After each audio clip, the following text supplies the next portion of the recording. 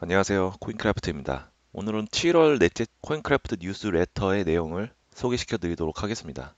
코인크래프트 주간 뉴스레터에서는 한 주간 암호화폐 시장에서 일어났던 뜨거운 이슈들을 모아서 실제 데이터에 기반한 인사이트를 제공하고 있습니다. 한 주간 일어났던 암호화폐 시장의 뜨거운 이슈를 가장 빨리 받아보고 싶으신 분들은 고정 댓글에 뉴스레터 신청 링크를 참고해 주시면 감사하겠습니다. 그럼 이번 주 소식을 전달해 드리도록 하겠습니다. 이번 주의 가장 큰 이슈는 기관은 이미 이더리움 위에 올라탔다라는 제목으로 시작해 보도록 하겠습니다. 무엇보다 기관 투자자의 선택이라는 키워드로 요약을 할 수 있겠는데요. 이더리움의 ETF, 그리고 스테이블 코인의 유입, 그리고 이번 주에 진행될 FOMC의 금리 동결까지 시장은 다시 움직이고 있습니다. 이러한 변화의 물결 속에서 무엇을 봐야 하는지 함께 정리해 보도록 하시죠. 우선 첫 번째 소식은 미국의 최대 자산 운용사 블랙록이 이더리움 ETF를 드디어 100억 달러를 돌파했다는 소식입니다. 251일 만에 이 자산 운용 규모, 즉 AUM이 100억 달러를 돌파했다는 이 소식은 단순한 숫자를 의미하는 것이 아닌데요. ETF 역사상 가장 빠른 세 번째 소식으로 전달되고 있고, 단 10일 만에 이렇게 짧은 시간 동안에 50억에서 10억 달러로 상승했다는 것은 이 신의 캔들이라고 불릴 정도라고 이야기되고 있습니다. 한번 관련 차트를 보면서 자세하게 설명을 드리도록 하겠습니다. 보시는 것처럼 이 흑색 화면이 이 블랙록, 그리고 보라색 화면이 그레이스케일, 그리고 연보라색이 그레이스케일 미니, 그리고 초록색이 피델리티를 나타내고 있는데, 서서히 블랙록이 이더리움 ETF 시장에서 가장 큰 점유율을 잠식해가고 있는 중이라고 할 수 있습니다. 전체 시장의 약 50%가 넘는 금액을 블랙록이 들어와 있다고 보시면 될 것 같습니다. 앞으로 이 추세는 점점 더 벌어져서 블랙록이 거의 70%까지 도달하지 않을까 개인적으로 생각하고 있습니다. 그리고 두 번째 차트는 실제 이더리움 ETF를 온체인에서 홀딩하고 있는 시계열 그래프를 나타내고 있는데요. 보시는 것처럼 역대 최대 규모의 온체인 홀딩스를 자랑하고 있고요. 역시나 블랙록은 차트가 약간 업데이트가 안 돼서 그러는데 블랙록이 거의 100억 달러를 넘어선 것을 볼 수가 있습니다. 그래프를 보시면은 엄청나게 가파르게 최근 들어서 상승한 것을 볼 수 있죠. 이것은 기관의 자금이 드디어 이더리움으로 본격적으로 진입을 하고 있는 것을 나타낼 수가 있습니다. 여러분, 기관의 자금이 비트코인에서 이더리움으로 이동을 하고 있습니다. 불과 몇 개월 전만 해도 이더는 끝났다, 이더는 망한 코인이다라는 기사들이 굉장히 많이 있었지만 더 이상 이런 기사는 나오지도 않고 이런 주장은 이제 힘을 잃은 지 오래죠. 드디어 이더리움의 실사용과 이 성장성에 대한 기관의 베팅이 시작된 것을 보여주는 단적인 예라고 할 수가 있습니다. 두 번째 소식은 이 스테이블 코인 시장의 회복세, 그리고 유동성이 살아난다라는 소식인데요. 이 전체 시총이 2,652억 달러, 한 달간 5%가 증가했다라는 이야기입니다. 역시나 테더 USD와 이 서클 USD 중심으로 자금이 엄청나게 유입이 되고 있고, 스테이블 코인은 블록체인을 선택할 수가 있습니다. 이더리움, 솔라나, 스텔라 이런 식으로 블록체인을 선택하고 있지만, 이더리움을 기반으로 스테이블 코인을 발행하는 회사가 거의 50%가 넘는다. 실제로 그래프를 보시면은 50%가 아니라 거의 90%가 넘습니다.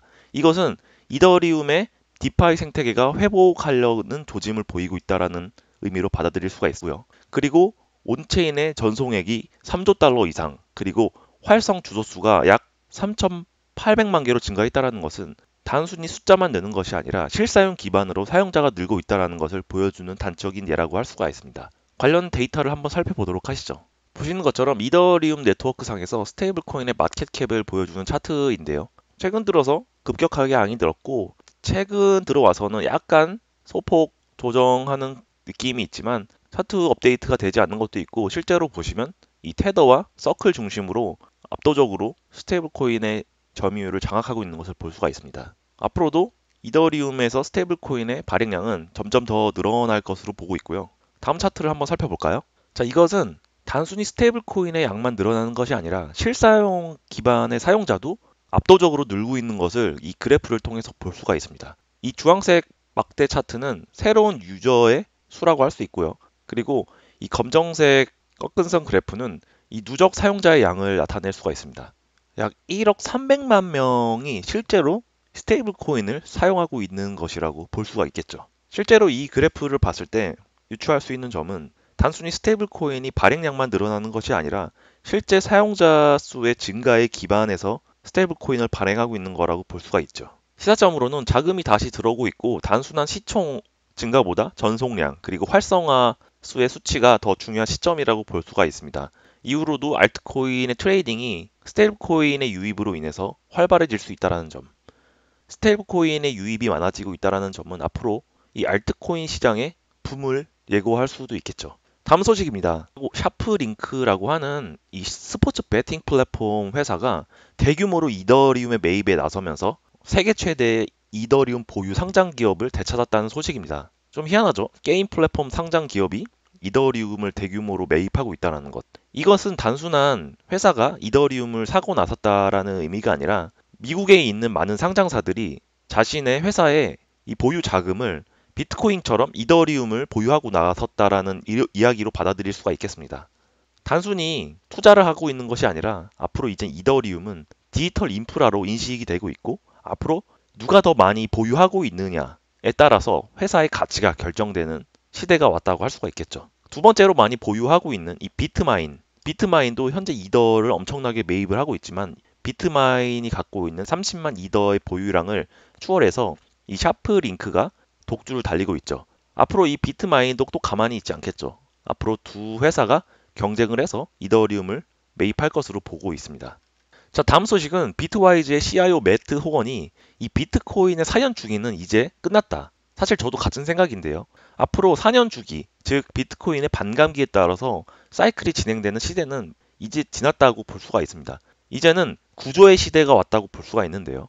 왜냐하면 반감기의 영향력이 그만큼 감소했고 최근에는 ETF나 기관, 그리고 미국을 중심으로 한 국가의 법 제도가 상승장을 주도하고 있다는 이야기입니다. 따라서 금리, 규제, 재무전략 모두 디지털 자산의 편으로 기울고 있기 때문에 앞으로의 상승장이 기대되고 있다고 말씀드릴 수가 있겠습니다. 4년마다 온다라는 믿음 대신에 앞으로 이 구조적 변화의 흐름에 올라타야 할 때입니다.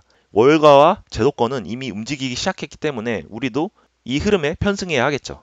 그리고 이번 주는 이 7월 FOMC가 열리는 주죠. 7월 31일 FOMC가 미국에서 열리는데 압도적으로 4.25에서 4.5%로 동결의 전망이 우세한 상황입니다. 많은 분들이 실망하실 수도 있지만 금리 동결 발표 전후로 해서 단기적으로 시세가 급등이나 급락할 수 있다는 점 유의하시고 아마 금리가 동결로 결정이 나고 나면은 불확실성이 제거가 되기 때문에 암호화폐 시세가 이후로 상승할 가능성이 있다는 점을 말씀을 드립니다.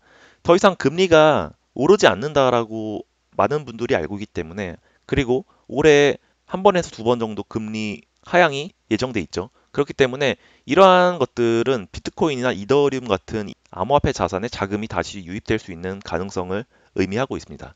이더리움 ETF나 기관의 유입과 맞물려서 상승의 기폭제가 될 수 있다는 점을 말씀을 드립니다. 그래서 이번 주 뉴스레터의 한 줄 요약은 역시나 이더리움과 관련된 이야기인데요.